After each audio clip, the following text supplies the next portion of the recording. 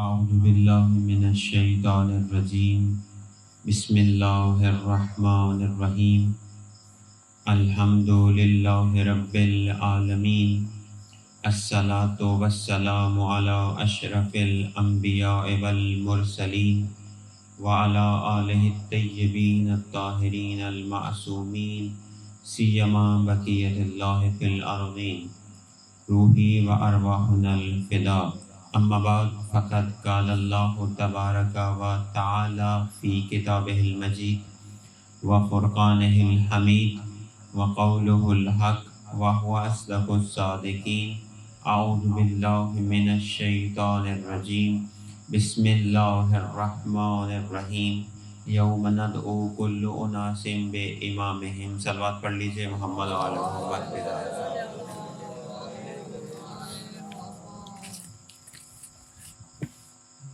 صلوات کا پڑھنا افضل عبادت ہے، عادت سمجھ کے نہیں بلکہ عبادت سمجھ کر وہ آواز بلند صلوات۔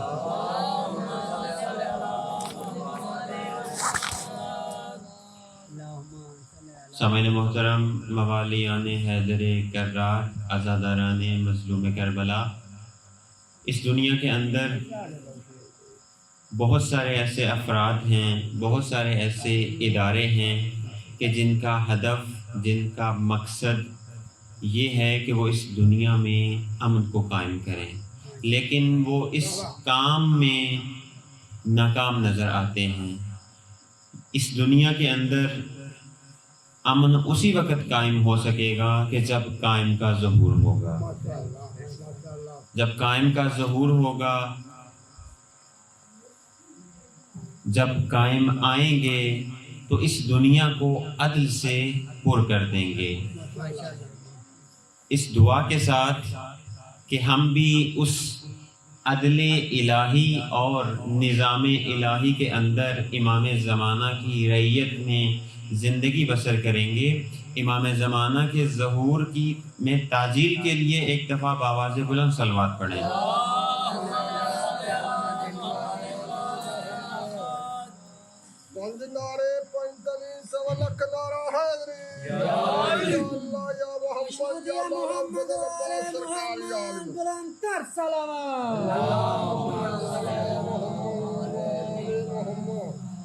خداوند متعال نے اس بار اپنی گفتگو کا آغاز جہاں سے کل چھوڑا تھا وہیں سے شروع کرنے لگا ہوں۔ توجہ کا طالب ہوں، تعداد کو نہیں دیکھنا، آپ نے اگر ذکر سننے آئے ہیں تو ذکر تعداد کا محتاج نہیں بلکہ ذکر اس چیز کا محتاج ہے کہ آپ کے قلوب، آپ کے دل، آپ کے ذہن اگر کھلے ہوئے ہیں، ذہن اگر وسیع ہیں تو اگرچہ 72 ہی کیوں نہ ہو وہ 30,000 کے اوپر بھی غالب آ جاتے ہیں۔ اگرچہ وہ 72 ہی کیوں نہ ہو بلکہ سن 61 ہجری میں وہ 72 شہید کر دیے جائیں لیکن 1400 سال تک ان کا تذکرہ باقی رہتا ہے۔ لیکن شرط یہ ہے کہ انسان معرفت کے ساتھ اس چیز کو اپنے اندر سموئے، اس چیز کو اپنے اندر اجاگر کرے۔ جس آیہ کریمہ کی تلاوت کا شرف حاصل کیا خداوند متعال، اس آیہ میں یہ فرما رہا ہے کہ ہم قیامت والے دن ہر شخص کو اس کے امام کے ساتھ محشور کریں گے۔ ہر شخص کو اس کے امام کے ساتھ محشور کریں گے۔ اب بات یاد آ گئی تو کہتا چلوں کہ بہت سارے افراد ایسے ہیں کہ جو یہ اعتراض کرتے ہیں یہ کیسے ممکن ہے کہ ایک شخص، ایک طبقہ، ایک مذہب کے ماننے والے وہ یہ کہتے ہیں کہ ہمارا امام زندہ ہے۔ توجہ ہے نا؟ اعتراض کیا جاتا ہے کہ کیسے ممکن ہے کہ امام زمانہ 1200 سال ہو گئے ایک شخص پردہ غیب میں زندہ ہے۔ اچھا، یہاں پہ بات بہت ہی لطیف ہے۔ حضرت نوح کی عمر 2500 سال تھی۔ توجہ کا طالب ہوں، حضرت نوح کی عمر 2500 سال تھی۔ حضرت نوح کی عمر پہ اعتراض نہیں۔ حضرت خضر ابھی تک زندہ ہیں، ان کے اوپر اعتراض نہیں۔ حضرت عیسیٰ ابھی تک خدا کے اذن سے زندہ ہیں، ان پہ اعتراض نہیں۔ اعتراض کس پہ ہے؟ اس چشم و چراغ کے اوپر ہے کہ جس نے آنا ہے تو عیسیٰ نے بھی اس کے پیچھے نماز پڑھنی ہے۔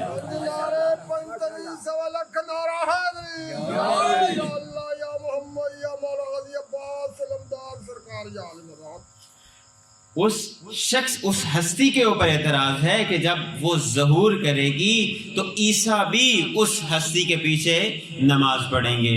جب حضرت آدم کو خداوند متعال نے فرشتوں کو کہا کہ میں زمین پر ایک اپنا خلیفہ بنا رہا ہوں، فرشتوں نے کہا اے خدا ہمیں معلوم ہے یہ کیا کرے گا، زمین میں فساد کرے گا، زمین میں قتل و غارت کرے گا، زمین میں خون ریزی کرے گا، لیکن خدا نے کیا فرمایا؟ انی اعلم ما لا تعلمون، وہ چیز کہ جو میں جانتا ہوں وہ تم نہیں جانتے۔ جب حضرت آدم کا وہ ڈھانچہ بنا لیا، مکمل ہو گیا، اس کے اندر خداوند متعال نے روح پھونک دی۔ توجہ کا طالب ہوں، توجہ کا طالب ہوں، انتہائی توجہ کے ساتھ سماعت فرمائیے گا کہ جب حضرت آدم کے اس مٹی اور پانی کے مکسچر میں، اب میں چونکہ لفظ انتہائی سادہ ہے تو میں سادہ الفاظ میں تاکہ آپ کو سمجھ آ سکے کہ حضرت آدم کو خداوند متعال نے کس طرح سے خلق کیا۔ مٹی لی اور مٹی کے اندر پانی ڈالا، وہ بن گیا گارا۔ خود قرآن بھی یہ کہہ رہا ہے کہ ہم نے آدم کو کھنکھناتی مٹی سے خلق کیا ہے، یعنی آدم بھی پانی اور مٹی سے خلق ہوئے ہیں۔ تو بات یہ کر رہا تھا کہ حضرت آدم کے پتلے میں مٹی اور پانی کے اندر جب وہ سانچہ بن گیا تو خداوند متعال نے اپنے اذن سے روح پھونکی اور فرشتوں کو کیا کہا؟ اس کو سجدہ کرو۔ یہاں پہ رک کے ایک بات عرض کر دوں، یہ جو شیطان، اس کا نام ابلیس ہے، یہ سردار ملائکہ تھا، یہ سردار ملائکہ تھا۔ جب آدم کو خلق کیا خدا نے کہا آدم کو سجدہ کرو، تمام ملائکہ نے سجدہ کیا، ابلیس اور شیطان نے کہا میں نہیں سجدہ کرتا۔ خدا نے کہا کیوں نہیں کرتے؟ میرا حکم ہے سجدہ کرو۔ شیطان نے کہا یہ مٹی سے بنا ہے، میں آگ سے بنا ہوں، میں اس سے برتر ہوں۔ شیطان نے سجدہ نہیں کیا اور خداوند متعال نے کیا کہا؟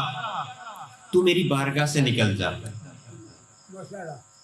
اب توجہ کیجئے گا، اگر خدا کے بنائے ہوئے، خدا کے منتخب نمائندے کا انکار کر دیا جائے وہ انسان شیطان سے بھی بدتر ہو جاتا ہے۔ خدا نے کیا کہا؟ تم نکل جاؤ میری بارگاہ سے، آج کے بعد تم مردود ہو۔ پہلے شیطان سردار ملائکہ تھا، آدم کو ایک سجدہ نہیں کیا۔ علامہ اقبال بھی فرماتے ہیں کہ وہ ایک سجدہ جسے تو گراں سمجھتا ہے، وہ ایک سجدہ جسے تو گراں سمجھتا ہے، یعنی ایک سجدہ جو تمہیں بہت ہی بھاری لگتا ہے، 1000 سجدوں سے دیتا ہے آدمی کو نجات۔ اگر ایک سجدہ خدا کی معرفت کا، ایک سجدہ خدا کی آگاہی کے ساتھ، ایک سجدہ خدا کی بندگی کے اندر آ کر انسان کر لے تو وہ 1000 ایسے سجدوں سے بہتر ہے کہ جس میں نہ معرفت ہے، جس میں نہ آگاہی ہے، جس میں نہ توحید ہے، جس میں نہ امامت ہے، جس میں نہ قیامت ہے، جس میں نہ ولایت علی بن ابی طالب ہے۔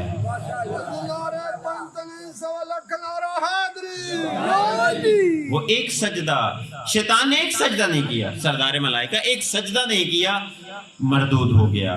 شیطان نے ایک چیز کا مطالبہ کیا، اے خدا تو مجھے اپنی بارگاہ سے نکال تو رہا ہے لیکن میری ایک چھوٹی سی گزارش ہے۔ خدا نے کہا بولو کیا گزارش ہے؟ شیطان نے کہا میں آپ سے قیامت تک کا وقت مانگ رہا ہوں، مجھے قیامت تک کا وقت دے دو تاکہ میں تمہارے بندوں کو گمراہ کر سکوں۔ خدا نے کہا جاؤ تمہیں اجازت ہے، تم میرے بندوں کو گمراہ کرو، لیکن وہ بندے کے جو میرے مخلص بندے ہوں گے ان کو تم کبھی گمراہ نہیں کر سکتے۔ آج دیکھ لیں اگر کوئی شخص کوئی غلط کام کرتا ہے، لا محالہ ہمارے ذہنوں میں کیا آتا ہے، ہماری زبانوں میں کیا آتا ہے؟ یہ ہے ہی شیطان، ہے نا ایسے؟ اگر کوئی غلط کام کرے، اگر کوئی یہاں پہ مزید پانی پھینک دے، اب یہ کہیں گے کہ آپ شیطانی کیوں کر رہے ہیں، کہتے ہیں نا ہم۔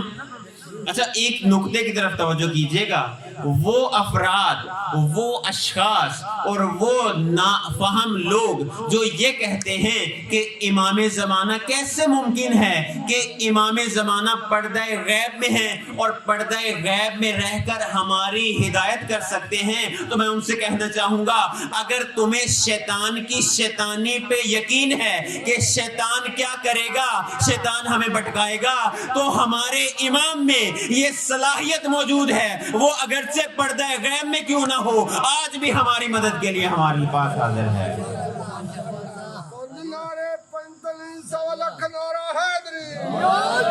آج بھی ہمارا امام، چونکہ امام منصوص من اللہ ہے، خدا کی طرف سے ہے، خدا نے منتخب کیا ہے، اگر بندوں نے منتخب کیا ہوتا تو وہ لاپتہ ہوتا، کیونکہ خدا نے منتخب کیا ہے اس لیے وہ لاپتہ ہے۔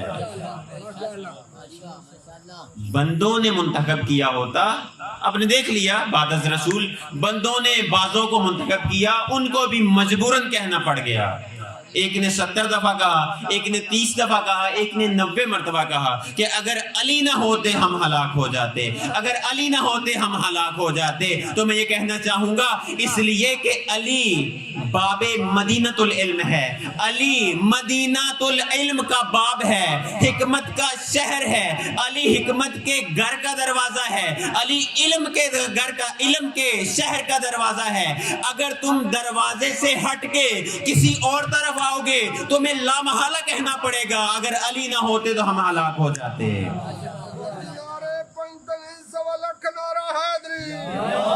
آج بھی اگر جو شخص علی کو، بلکہ میں یوں کہوں کہ در نبی کو چھوڑ دے،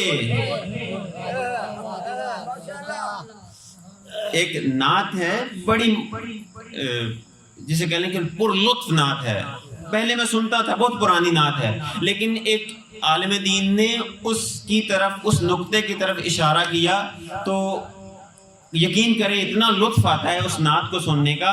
آپ نے بھی سنی ہوگی یہ نعت، آپ ٹی ویوں میں یا کسی اور جگہ پہ، کہ شاہ مدینہ، شاہ مدینہ یثرب کے والی، سارے نبی تیرے در کے سوالی۔ یعنی لکھنے والے نے بھی کیا کہا، اس کی بھی فہم و گمان میں نہیں کہ اس نے بھی علی کی شان ایسے بیان کر دی کہ سارے نبی نبی کے سوالی نہیں بلکہ نبی کے در کے سوالی ہیں، اور اسی در کے بارے میں رسول گرامی قدر فرماتے ہیں، انا مدینۃ العلم و علی بابھا، انا دار الحکمت و علی بابھا، میں علم کا شہر ہوں اور علی اس کا دروازہ ہے۔ اب جس نے شہر میں داخل ہونا ہے تو وہ کھڑکیوں کی طرف سے نہ آئے، وہ چھتوں کی طرف سے نہ آئے، وہ دیواریں نہ پھیلانگے، بلکہ سیدھا آئے در سے، دروازے سے داخل ہو، اور جو دروازے سے داخل ہوگا وہ ڈائریکٹ میرے پاس آئے گا۔ جو دروازے سے داخل ہوگا وہ میرے پاس آئے گا۔ اور اسی امام کے بارے میں خود قرآن فرما رہا ہے، یوم ندعو کل اناس بامامہم، ہم قیامت والے دن ہر اس شخص کو جس کو وہ امام مانتا ہے اس کے ساتھ محشور کریں گے۔ بات یاد آ گئی تو کہتا چلوں، دیکھیے علی کون ہے، علی کون ہے؟ کل میں نے عرض کیا تھا نا کہ اگر علی کو مجسم کیا جائے، قرآن کو مجسم کیا جائے علی بنتا ہے، اگر علی کو لکھا جائے تو قرآن بنتا ہے۔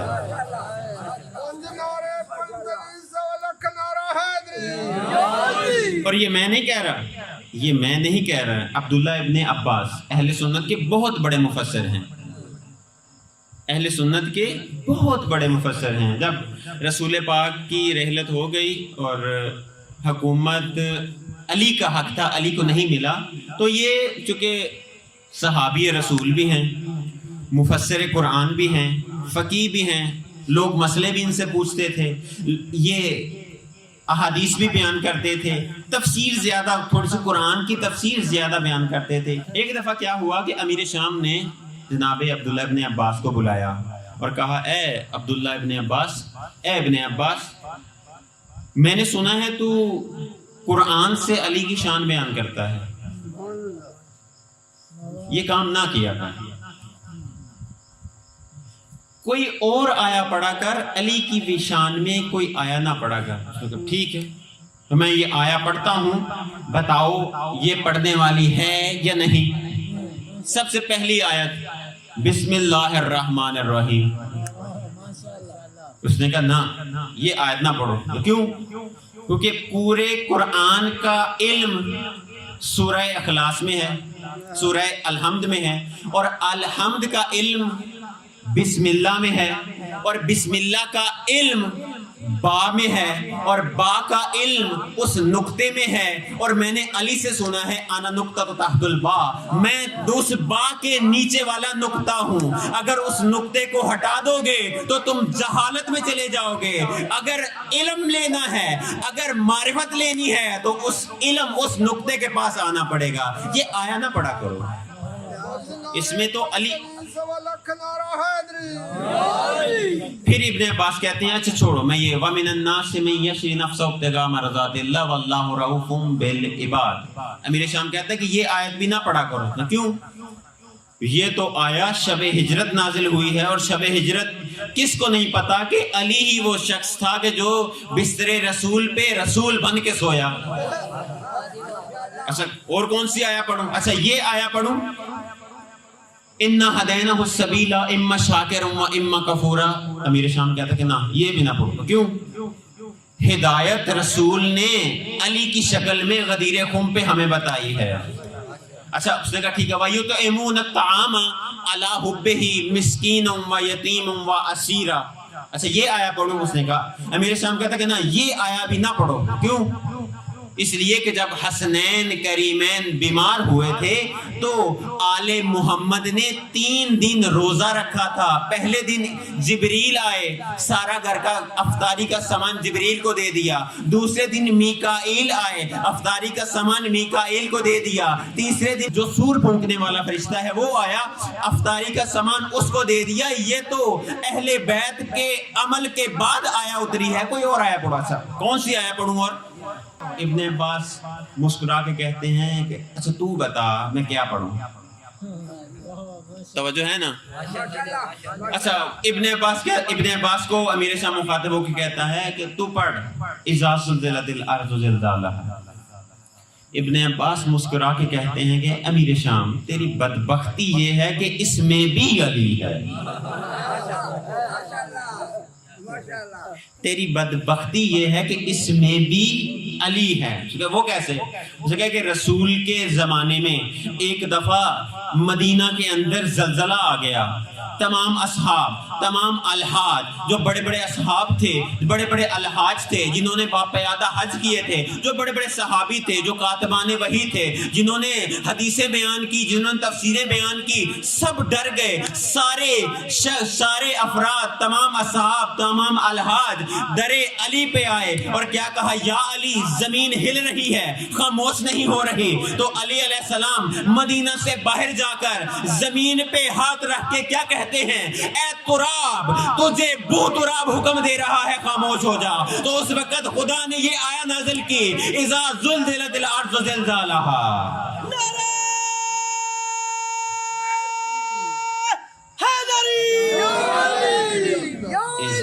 اذا زلزلت الارض زلزالہا، یعنی اگر قرآن سے علی نکال دیں قرآن کا کچھ نہیں بچتا، اگر علی سے قرآن نکال دیں علی کا کچھ نہیں بچتا۔ اسی لیے تو رسول خدا نے فرمایا القرآن مال علی و علی مال قرآن، قرآن علی کے ساتھ ہے اور علی قرآن کے ساتھ ہے۔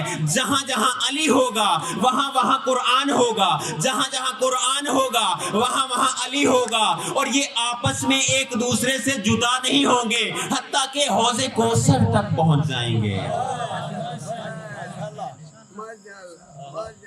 دنیا چھپا کر بھی علی کے فضائل چھپا نہ سکی۔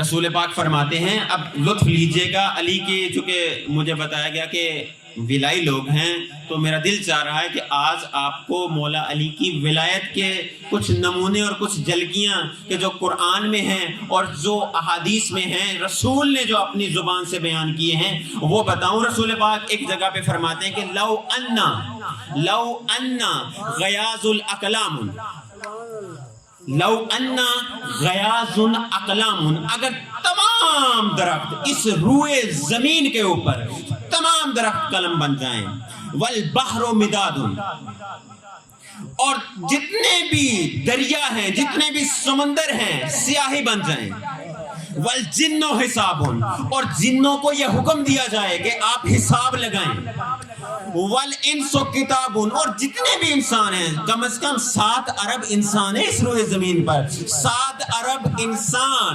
جتنے بھی درخت ہیں وہ کلمے بن جائیں، جتنے بھی دریا ہیں وہ سیاہی بن جائیں، جنوں کو یہ کہہ دیا جائے کہ آپ شمار کریں اور انسانوں کو یہ کہہ دیا جائے کہ آپ لکھنا شروع کریں، کیا ہوگا؟ ما احسو فضائل علی ابن ابی طالب، اگر تمام کے تمام درخت کلمے بن جائیں، تمام کے تمام دریا،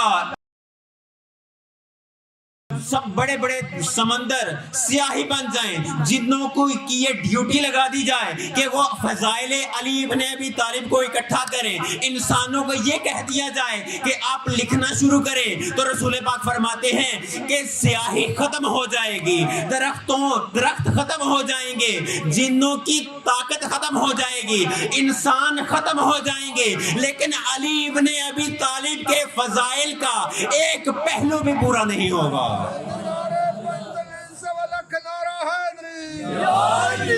علی ابن ابی طالب کی فضیلت کا ایک پہلو بھی پورا نہیں ہوگا۔ اسی لیے تو رسول پاک نے فرمایا یا علی، یا تجھے رسول پہچان سکتا ہے یا تجھے خدا پہچان سکتا ہے۔ انسان کی فکر میں، انسان کی عقل میں وہ طاقت نہیں کہ علی ابن ابی طالب کو سمجھ سکے، علی ابن ابی طالب کی معرفت حاصل کر سکے، لیکن ایک شرط ہے، علی ابن ابی طالب جس میدان میں ہوں، علی کا پیرو، علی کا شیعہ بھی اس میدان میں ہو، علی ابن ابی طالب جس جگہ پہ ہوں، علی کا شیعہ بھی اسی جگہ پہ ہو، علی ابن ابی طالب جس کام کو کرنے کا حکم دیں، علی کا شیعہ بھی وہ کام کرے، علی ابن ابی طالب کو جس مقام و منصب و مرتبہ جو خدا نے دیا ہے، شیعہ بھی علی ابن ابی طالب کو وہی مقام، وہی مرتبہ اور وہی منصب عطا کرے، نہ ایک ذرہ کم نہ ایک ذرہ زیادہ۔ خود علی فرماتے ہیں کہ میرے بارے میں 2 طرح کے لوگ ہلاک ہوں گے، ایک وہ کہ جو مقام خدا نے ہمیں دیا ہے ہمیں اس مقام سے نیچے گرا دیتے ہیں۔ آج آپ کے سامنے ہے، آپ کی نظر، آپ کے سماعتوں کی نظر ہوگا کہ نعوذ باللہ ائمہ کے بارے میں یہ کہا جاتا ہے کہ یہ خدا نعوذ باللہ یہ معصوم نہیں۔ ائمہ کو عصمت کا منصب، عصمت کا مرتبہ خدا نے دیا ہے، بس ہم نے بھی معصوم ماننا ہے۔ اور علی علیہ السلام فرماتے ہیں کہ دوسرا طبقہ جو میرے بارے میں ہلاک ہوگا وہ مقام کہ جو ہمارا مقام نہیں ہے، خدا نے ہمیں وہ مقام نہیں دیا، ہمیں اس جگہ پہ لے کے چلے جانا، یعنی خدا نہ خواستہ ائمہ کو یا مولا علی کو خدا کے درجے تک لے کے چلے جانا۔ میں دلیل دے رہا ہوں، قرآن سے آیا بھی پڑھوں گا اور دلیل بھی دوں گا تاکہ آپ کے ذہنوں میں واضح ہو کہ وہ مقام کے جو علی کا نہیں ہے اور علی کو دے دیا جائے تو انسان نہیں رہتا، شیعہ نہیں رہتا، مسلمان نہیں رہتا، مومن نہیں رہتا، متقی نہیں رہتا، کیا بن جاتا ہے؟ غالی۔ خداوند متعال کا ایک لقب ہے سمد۔ بسم اللہ، میں سورہ پڑھ دیتا ہوں، بسم اللہ الرحمن الرحیم، قل هو اللہ احد، کہہ دو کہ اللہ ایک ہے۔ ہمارا عقیدہ ہے تشیع کا، معلوم نہیں کسی اور کا عقیدہ ہو یا نہ ہو، ہمارا عقیدہ ہے، مسلم عقیدہ ہے کہ اللہ کو وحدہ لا شریک ماننا ہے، اس کے ساتھ کسی کو شریک نہیں ٹھہرانا.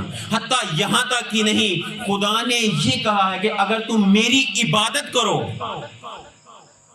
میری عبادت کر رہے ہو، 100% مجھے عبادت چاہیے. اگر 99% عبادت میری کی اور 1% کسی اور کے لیے کی، میں یہ 99% تمہارے منہ پہ ماروں گا. خدا کیا فرماتا ہے؟ قل هو اللہ احد اللہ الصمد لم یلد ولم یولد. نہ اس نے کسی کو جنم دیا، نہ وہ کسی سے پیدا ہوا. مولا علی علیہ السلام کا پورا نام کیا ہے؟ علی ابن امیر المومنین، علی ابن ابی طالب. اس کا مطلب پتہ کیا ہے؟ علی ابن ابی طالب، وہ علی کے جو ابو طالب کا بیٹا ہے. یہ ترجمہ ہے نا. خدا اپنی صفت بیان کر رہا ہے، لم یلد ولم یولد. نہ میں نے کسی کو جنم دیا، نہ خود مجھ سے کوئی پیدا ہوا. بس خدا لم یلد بھی ہے ولم یولد بھی ہے. لیکن علی علیہ السلام کا ایک لقب ہے. کون سا لقب؟ علی ابن ابی طالب. علی وہ امیر المومنین، وہ علی کے جو ابو طالب کا بیٹا ہے. ابو طالب سے اسی لیے تو دشمنی ہے کہ وہ علی کا باپ ہے. اسی لیے تو کہتے ہیں نا کہ نعوذ باللہ کافر ہیں. کیوں کافر ہیں؟ کہ وہ علی کا باپ ہے. دشمنی فقط اتنی سی ہے کہ اگر ابو طالب کسی اور کا باپ ہوتا دشمنی نہیں ہونی تھی. مشکل یہ ہے کہ ابو طالب ہے علی کا باپ، بس دشمنی ہے. بس ابو علی ہیں ابو طالب کے بیٹے. دوسری یادیں، خدا سوتا ہے؟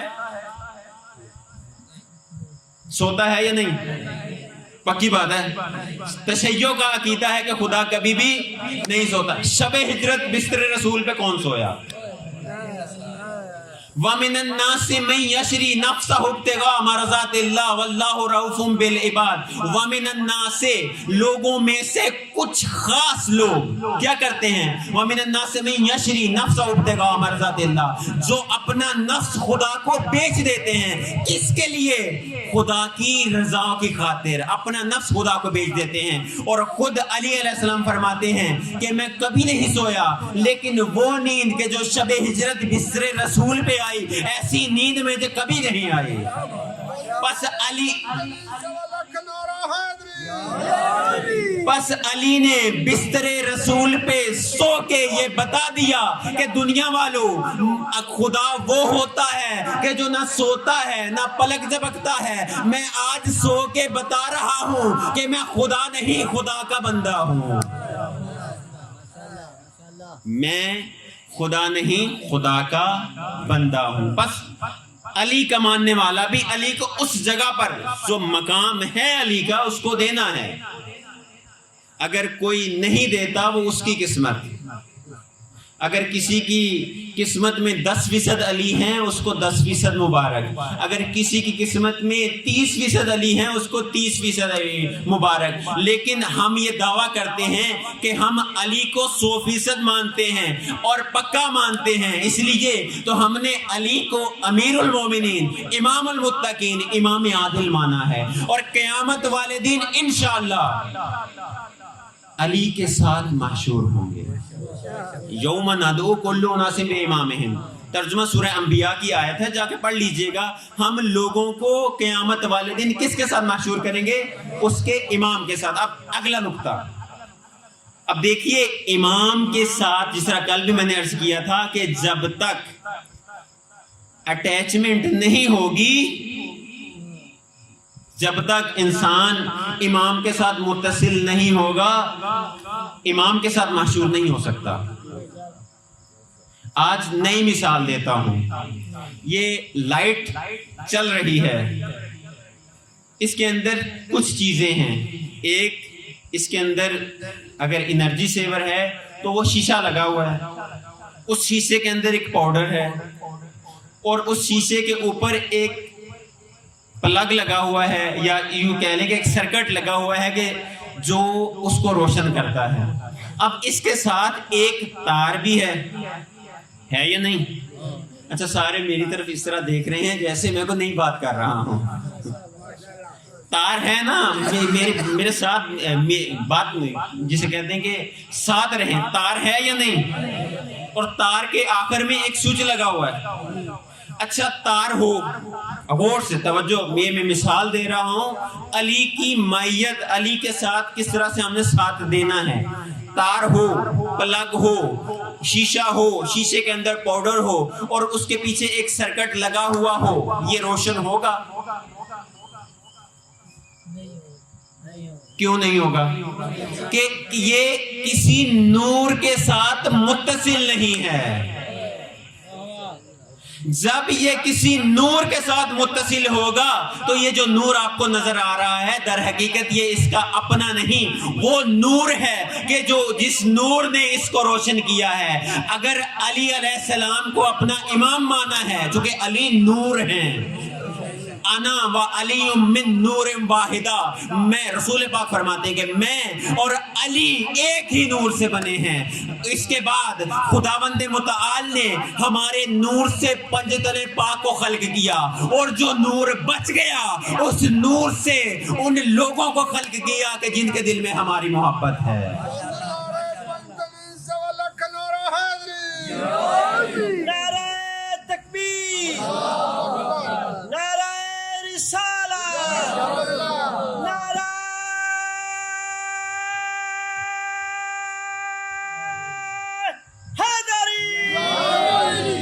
صلوات پڑھ لیں محمد و آل محمد. تھک تو نہیں گئے؟ اب دیکھیے، ہم نے اب اس نور سے متصل ہونا ہے. اس نور سے متصل ہونے کے لیے ہماری تار بھی ٹھیک ہونی چاہیے. اس تار کے اندر جو سرکٹ لگا ہوا ہے وہ بھی ٹھیک ہونا چاہیے، اور اس کے اندر جو شیشہ لگا ہوا ہے وہ بھی ٹھیک ہونا چاہیے. اس شیشے کے اندر جو پاؤڈر ہے وہ بھی ہونا چاہیے. پھر کہیں جا کر ہم اس نور سے متصل ہو سکیں گے. خداوند متعال ہر شب جمعہ فرشتوں کو یہ حکم دیتا ہے کہ شب جمعہ غور سے دیکھیے گا، سنیے گا، شب جمعہ فرشتوں کو یہ کہتا ہے کہ جاؤ زمین پہ جاؤ.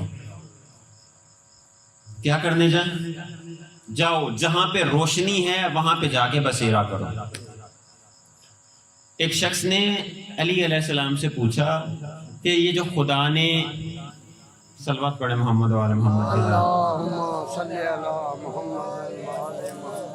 خدا نے یہ جو فرشتوں کو حکم دیا ہے کہ شب جمعہ جاؤ اور اس جگہ پہ جاؤ جہاں پہ روشنی ہے، جا کے بسیرا کرو، وہ جگہ کون سی ہے؟ مکہ ہے؟ علی نے کہا نہیں. مدینہ ہے؟ نہیں. مسجد نبوی ہے؟ نہیں. مسجد اقصی ہے؟ نہیں. مسجد الاحرام ہے؟ نہیں. یا علی کون سی جگہ ہے؟ تو علی علیہ السلام مسکرا کے فرماتے ہیں یہ وہ گھر ہیں کہ جن کے اندر ذکر محمد و آل محمد ہوتا ہے.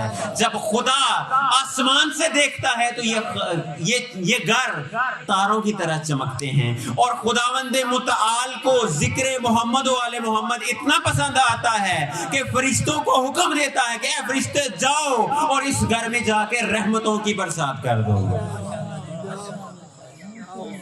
شب جمعہ کی یہ فضیلت ہے. خدا کیا کرتا ہے؟ کہتا ہے کہ اس گھر میں جاؤ رحمتوں کو برساؤ، چونکہ یہ گھر وہ ہے کہ جہاں پہ اہل بیت کا تذکرہ ہوتا ہے.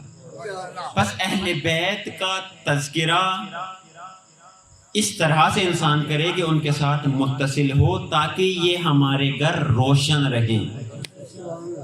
ظاہر سی بات ہے کہ اگر میں یہاں سے باہر نکلتا ہوں تو میری سب سے پہلے کس چیز پہ نگاہ پڑے گی؟ جو چیز روشن ہے. یہ یہاں پہ آپ بیٹھے ہوئے ہیں، اگر کوئی چیز روشن ہوگی تو لامحالہ میری نگاہ وہاں پہ پڑ جائے گی. فرشتوں کی نگاہ بھی ایسے پڑتی ہے. جس طرح آپ آسمان پہ دیکھیں تو تارے نظر آ رہے ہیں نا آپ کو، اسی طرح آسمان سے فرشتوں کو اہل بیت کے ماننے والوں کے گھر نظر آتے ہیں جہاں پہ اہل بیت کا تذکرہ ہوتا ہے. بس ایک چیز کہ جو ہمیں سمجھنی ہے کہ ہم نے اہل بیت سے متصل ہونا ہے تاکہ قیامت والے دن کس کے ساتھ محشور ہوں؟ اہل بیت کے ساتھ، ائمہ کے ساتھ. اور انہی اہل بیت میں سے ایک تاجدار امام حسین علیہ السلام ہے. چونکہ محرم ہے تو میں چاہ رہا ہوں کہ تذکرہ بھی ہو جائے تاکہ ہماری محفل منور ہو ذکر سید الشہداء سے. اب دیکھیے کل جہاں پہ میں نے چھوڑا تھا وہیں سے شروع کر رہا ہوں. محرم کا ایک ادب یہ ہے کہ انسان عزا کی حالت میں ہو، اور محرم کا سب سے بڑا ہدف یہ ہے کہ انسان کیا کرے، اس ہدف کو، اس قیام امام حسین علیہ السلام کو، یا آسان الفاظ میں میں بیان کروں، امام حسین علیہ السلام مدینہ میں خوش و خرم تھے. کیوں امام کو نانا کا مدینہ چھوڑنا پڑا؟ سوال ہے نا. وہ جگہ جہاں پہ قرآن نازل ہوا، وہ جگہ جہاں پہ امام حسین علیہ السلام نانا کے کندھوں پہ چل کے عید والے دن کیا کرتے تھے، نانا کو ایک سوار کی شکل میں لے جاتے تھے، اس جگہ کو چھوڑنا پڑا. وہ جگہ جہاں پہ علی علیہ السلام کی زندگی گزری، وہ جگہ جہاں پہ جب رسول گرامی قدر سجدے کی حالت میں ہوتے تھے، امام حسین علیہ السلام پیٹھ پہ چڑھ جاتے تھے تو رسول کو سجدہ طولانی کرنا پڑ جاتا تھا. وہ جگہ جہاں پہ جناب سیدہ کی قبر ہے، وہ جگہ جہاں پہ مسجد نبوی ہے، کیوں چھوڑا امام نے؟ سوال ہے نا. چھوڑ کے کہاں آئے؟ مکہ میں. کس نیت سے؟ حج کی نیت سے. پھر حج کو عمرے میں تبدیل کر دیا. کیوں؟ مکہ کو چھوڑ دیا، کوفہ کی طرف چلے. کیوں؟ کوفہ سے اپنا ارادہ تبدیل کر کے کس طرف رخ کیا؟ کربلا کا. کیوں؟ یہ میں مثال سے واضح کروں. کوئی بھی شخص یہاں پہ آئے گا جو جستجو کرنے والا ہو تو وہ آپ سے 3 سوال کرے گا. میں آپ سے سوال کرتا ہوں، یہ کیا ہے؟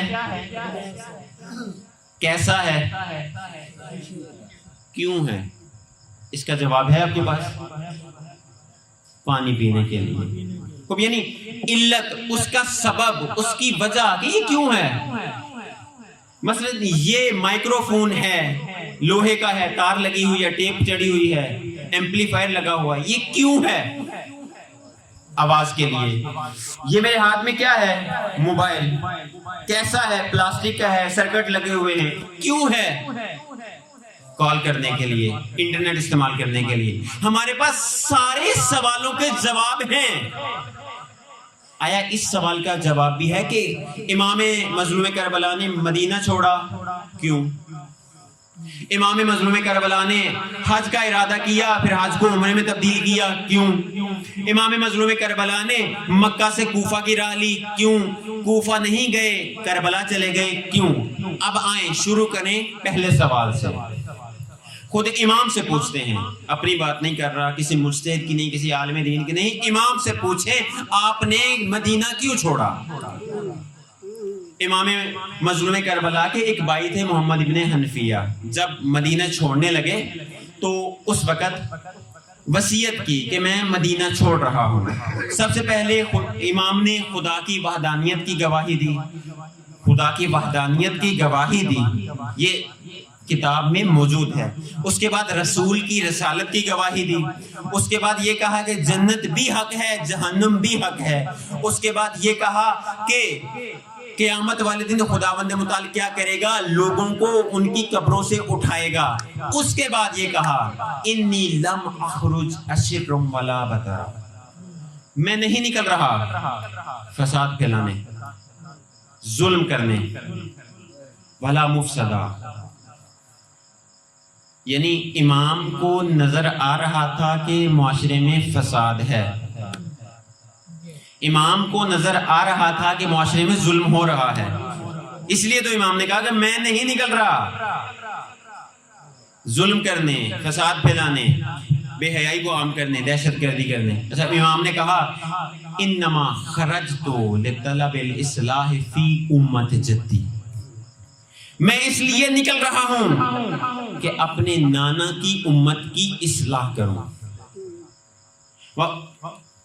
انما خرجت لطلب الاصلاح فی امت جدی ارید، میرا ارادہ ہے उरीदु अन आमुर बिल मारूफ व नहा अनिल मुनकर। आपके फुरूए दीन हैं, उसूल दीन हैं। फुरूए दीन में एक अमर बिल मारूफ है और एक नहीं अनिल मुनकर है। अमर बिल मारूफ का मतलब अच्छे काम करना, अच्छाई का हुक्म देना। नहीं अनिल मुनकर का मतलब है बुरे काम से रुकना और लोगों को रोकना। इमाम क्या फरमाते हैं? उरीदु अन आमुर बिल मारूफ व नहा अनिल मुनकर व असीरु बिसीरत जद्दी व अबी अली इब्न अबी तालिब। मेरा इरादा है कि मैं अपने नाना की सीरत के ऊपर अमल पैरा हूं और अपने बाबा अली अलैहिस्सलाम की सीरत के ऊपर अमल पैरा हूं। क्यों? यहां पे एक सवाल, चूंकि इमाम ने अपना हदफ वाज़े कर दिया कि मदीना इसलिए छोड़ रहा हूं कि उम्मत की इस्लाह की जरूरत पड़ गई है। यजीद की इस्लाह की नहीं, उम्मत की इस्लाह की। और इमाम ने ये क्यों कहा कि मेरा इरादा है कि अमर बिल मारूफ नहीं अनिल मुनकर करने जा रहा हूं? इसलिए कि इमाम के दौर में सन 61 हिजरी में सबसे बड़ा मुनकर यजीद इब्न मुआविया था। सबसे बड़ा मुनकर यजीदियत थी। इमाम ने इसलिए कहा कि मैं इस मुनकर को खत्म करने के लिए मदीना छोड़ना पड़ा मदीना छोड़ूंगा, मक्का छोड़ना पड़ा मक्का छोड़ूंगा, अगर मुझे करबला आना पड़ा मैं करबला आऊंगा, इस मुनकर को खत्म करूंगा। सबसे बड़ा मुनकर ना उस दौर में बल्कि आज के दौर में भी कौन सा है? यजीद या वो अफकार के जो यजीदी अफकार से ताल्लुक रखते हैं। सबसे बड़ा मुनकर वो है कि जो विलायत के नाम पर मोमिनीन को लड़वाए। सबसे बड़ा मुनकर वो है कि जो इमामत के नाम पर मोमिनीन में आपस में तफरका डाले। अगर हम मोमिन हैं, हमारा वली अली है। अगर हम मोमिन हैं, अपने आप को शिया कहते हैं, जिस मर्जी तबके से ताल्लुक रखें, हमारा वली कौन है? अली। जब हमारा वली एक है तो हम क्यों जुदा हैं?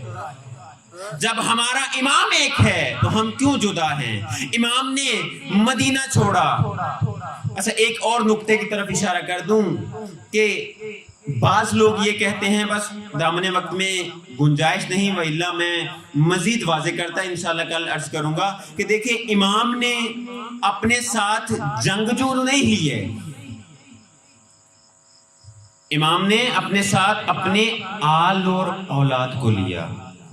इसकी एक इल्लत है, जिस तरह कल अर्ज किया था कि क्यों इमाम ने अपने खानवादे को लिया। इसलिए कि इमाम इक्तदार की खातिर नहीं बल्कि अकदार की खातिर क़याम कर रहे थे। इमाम ने मदीना छोड़ा दीन की खातिर, दीन को बचाने की खातिर, दीन के नाम पर फैले हुए फसाद को खत्म करने की खातिर। और ये आम सा नुक्ता है कि उस वक्त दीन की अकदार मुर्दा हो चुकी थी, उनसे उनकी रूह निकल चुकी थी। अब देखें, उस वक्त हज हो रहा था, ज़कात अदा हो रही थी, खुम्स अदा किया जा रहा था, लोग नमाजें पढ़ रहे थे, कुरान के हाफिज मौजूद थे, कुरान की तिलावत हो रही थी। लेकिन इमाम ने क्या कहा कि इस वक्त हज को अदा करने का वक्त नहीं बल्कि हज को बचाने का वक्त है। और आज़ादाने सैयद शुहदा बचाया उसको जाता है जो गर्क हो रहा हो। उस वक्त नमाज गर्क हो रही थी, रोजा गर्क हो रहा था, हज गर्क हो रहा था, अमर बिल मारूफ नही अनिल मुनकर गर्क हो रहे थे, तवल्ला गर्क हो रहा था, तबर्रा गर्क हो रहा था, जिहाद गर्क हो रहा था। इस गर्क हुए को क्या करने के लिए? इमाम बचाने के लिए निकले। इसलिए इमाम ने क्या कहा कि इस वक्त हज को बचाने, हज को अंजाम देने का वक्त नहीं, सफेद अहराम बांधकर काबा के गिर्द तवाफ करने का वक्त नहीं है बल्कि गले में कफन बांधकर करबला के मैदान में इस हज को बचाने का वक्त है। इस वक्त रोजे में रहकर भूखा प्यासा रहने का वक्त नहीं बल्कि करबला के मैदान में 3 दिन भूख और प्यास को बर्दाश्त करके इस रोजे की हुर्मत को बचाने का वक्त है।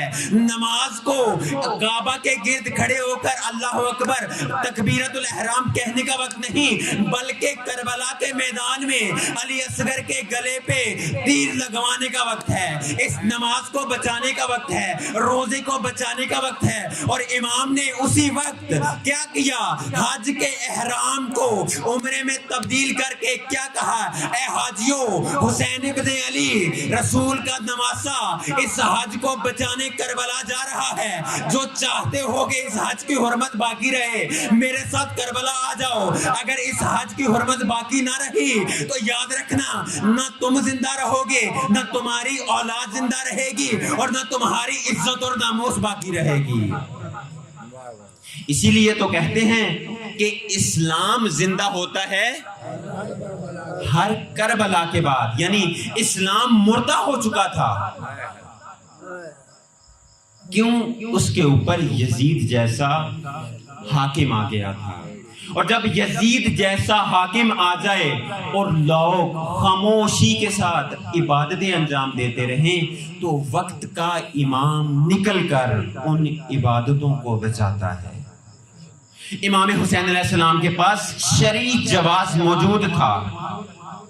ہند کی طرف چلے جاتے, کسی اور طرف چلے جاتے. بہت سارے لوگوں نے مشورے بھی دیے کہ آپ کربلا نہ جائیں, کسی پہاڑوں میں یمن میں چلے جائیں, جب یزید مر جائے تو آ جائیے گا. امام نے کہا نہ, آج اگر حسین خاموش رہا قیامت تک کے لیے اسلام مٹ جائے گا. اس اسلام کو بچانے کے لیے امام نے کیا کیا؟ مدینہ چھوڑا, اپنے آل اور اولاد کو لیا, مدینہ چھوڑ دیا, مکہ کو چھوڑ دیا. تاریخ کے اوراق میں لکھا ہے, اختلاف بھی موجود ہے, کہ کچھ خطوط امام نے لکھے مدینہ سے چلتے ہوئے, اور کچھ خطوط لکھے جب مکہ کو چھوڑ رہے تھے. ان میں سے ایک قاصد کو خط دے کے بھیجا کوفہ کی طرف, اور کیا کہا کہ اے قاصد, دن کے اجالے میں جاؤ گے مارے جاؤ گے, رات کی تاریکی میں جانا اور کوفہ کے کسی ایسے شخص سے پوچھنا کہ حبیب ابن مظاہر کا گھر کہاں ہے. وہ قاصد جاتا ہے, حبیب ابن مظاہر کا گھر تلاش کرتا ہے, اور حبیب ابن مظاہر کو کہتا ہے کہ میں حسین ابن علی کا قاصد ہوں, آپ کے لیے امام کا خط لے کے آیا ہوں. حبیب ابن مظاہر کو جب یہ سنا, پہلے تو اس خط کو چوما, اور پھر جب خط کو کھولا اس میں کیا لکھا ہوا تھا؟ بسم اللہ الرحمن الرحیم, من الحسین ابن علی الی رجل فقیہ. یہ خط حسین کی طرف سے ہے اس شخص کے لیے کہ جو فقیہ ہے, جو دین کو سمجھتا ہے, جس کو دین کی فہم ہے. اور حضرات معلوم ہے اس خط کے نیچے کیا لکھا تھا؟ کہ اے حبیب, جب یہ خط تم تک پہنچے گا تو ہو سکتا ہے کہ ہم کربلا کے میدان میں پہنچ جائیں. اے حبیب یاد رکھنا کہ ہم کربلا کے میدان میں پہنچ جائیں گے, لیکن میں اکیلا مدینہ نہیں ترک کر رہا, بلکہ میرے ساتھ زہرا کی بیٹیاں بھی ہیں. اے حبیب, جیسے ہی یہ خط ملے کوشش کرنا ہماری نصرت کے لیے آ جانا. والسلام. عزیزارو, جناب حبیب ابن مظاہر کی عمر بعض نے 90 سال لکھی ہے, بعض نے 101 برس لکھی ہے. اپنے مختصر کر رہا ہوں, اپنے غلام کو کہا کہ جاؤ گھوڑا لے کر باہر جاؤ, اگر میں تمہارے ساتھ نکلا تو ہو سکتا ہے کہ ابن زیاد کی فوج مجھے اور تمہیں قتل کر دے. وہ غلام جاتا ہے, جناب حبیب ابن مظاہر کو آنے میں دیر ہو جاتی ہے, تو وہ غلام اپنے مالک, اپنے مولا کے گھوڑے سے کیا کہتا ہے کہ اے میرے مولا حبیب کے گھوڑے, مجھے معلوم ہے حبیب بوڑھا ہے, اس کو نظر نہیں آتا, وہ چل نہیں سکتا, اگر وہ نہ آیا تو میں تمہاری پشت پہ سوار ہو کر اپنے مولا حسین کی نصرت کے لیے جاؤں گا. یہ جملات کہہ رہا تھا کہ جناب حبیب آ گئے. اور کربلا کی طرف رخ کر کے کہا مولا اتنے غریب ہو گئے کہ ایک غلام کو بھی آپ کے اوپر ترس آنا شروع ہو گیا۔ عزادارو، امام مظلوم کربلا کے اوپر ان کے مصائب پر رونے والوں جناب حبیب کہ جن کی آنکھوں کے اوپر اس طرح سے پلکیں آ گئی کہ ان کو درست دکھائی نہیں دیتا اور ان سے چلا نہیں جا رہا تھا، اپنے غلام کو کہا کہ میری پیشانی پہ ایک پٹی باندھو اور مجھے گھوڑے پہ سوار کرو اور میری ٹانگوں کے نیچے پٹی باندھ دو تاکہ میں اپنے مولا کی نصرت کے لیے کربلا پہنچ جاؤں۔ عزادارو، ایک مختصر کر رہا ہوں، ایک دفعہ چونکہ آج 2 محرم ہے، امام مظلوم کربلا آج کربلا پہنچ چکے ہیں، آج امام مظلوم کربلا کا پہلا دن ہے اور چند دن کا مہمان ہے زہرا کا لال۔ جناب حبیب ابن مظاہر جب کربلا کی زمین پہ قدم رکھا، امام مظلوم کربلا کوفہ کی طرف دیکھ رہے تھے۔ ایک شخص نے کہا مولا اب کوفہ کی طرف کوفہ والوں نے تو خط لکھ کر بے وفائی کی کس کا انتظار کر رہے ہیں؟ امام حسین فرماتے ہیں کہ جس کو میں نے بلایا ہے وہ لازمی آئے گا۔ تو اسی وقت جناب حبیب ابن مظاہر کا گھوڑا نظر آتا ہے اور کیا کہتے ہیں، اے بیٹا علی اکبر آؤ چچا حبیب کا استقبال کرو، اے بھیا عباس آؤ حبیب ابن مظاہر کا استقبال کرو، کوفہ سے ایک ناصر حسین آیا ہے۔ عزادارو، جیسے ہی حبیب ابن مظاہر امام مظلوم کربلا کے پاس آئے تو جناب زینب نے اپنے دونوں بیٹوں کو، ایک کا نام اون تھا ایک کا نام محمد تھا، دونوں بیٹوں سے پوچھا کہ کون آیا ہے؟ تو دونوں نے کہا اے اماں کوفہ سے کوئی حبیب آیا ہے۔ تو عزادارو جناب زینب نے کیا کہا، اے بیٹا ایک دائیں طرف کھڑے ہو جانا اور ایک بائیں طرف کھڑے ہو جانا اور کہنا اے چچا حبیب تجھے زہرا کی بیٹی زینب سلام کہتی ہے۔ عزادارو اون و محمد گئے، ایک دائیں طرف ایک بائیں طرف، کیا کہا، اے چچا حبیب آپ کو زہرا کی بیٹی سلام کہتی ہے۔ یہ سننا تھا۔ حبیب خاک کربلا پہ گرے اور خاک کربلا کو سر میں رکھ کر وہ امام حسین سے کیا فرماتے ہیں، اے مولا اتنی غربت آ گئی کہ کہاں علی کی بیٹی اور کہاں حبیب کا سلام۔ اللہ لعنت اللہ علی قوم الظالمین۔